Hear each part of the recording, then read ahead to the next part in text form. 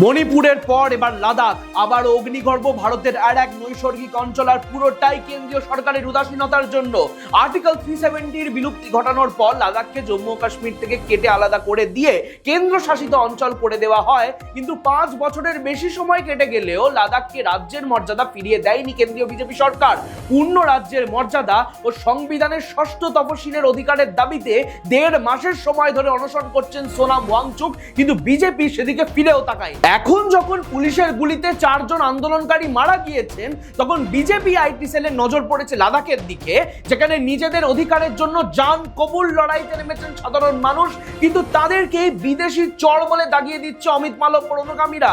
বিদেশি চর কারা?